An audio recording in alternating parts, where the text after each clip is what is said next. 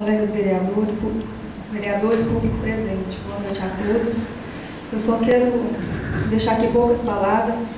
Na minha opinião, pedir esclarecimento, pedir que haja transparência, fiscalizar, não é bater no governo, é exercer minha função de vereadora.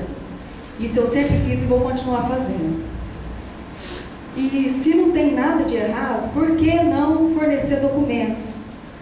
É obrigação do Executivo fornecer esses documentos para que a gente possa fiscalizar, para que nós possamos exercer a nossa função. Nós estamos aqui para isso.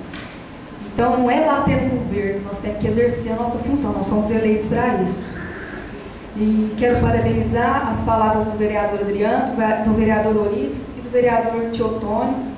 Vocês disseram tudo, não precisa nem eu falar mais nada aqui.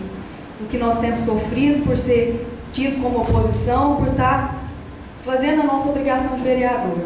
Não é fácil. Eu creio que é mais difícil ser tido como oposição do que como situação. Porque a gente é mais criticado, a gente apanha mais. Mas é por quê? Porque a gente tem coragem de enfrentar e mostrar a realidade. Não tem nada contra o governo. Eu quero que o governo seja brilhante. Porque ele sendo brilhante, ele vai estar beneficiando o povo. Não estamos aqui só para criticar, não. Tem as coisas boas, tem. Mas a nossa função como vereador é de estar verificando como o dinheiro público está sendo gastado.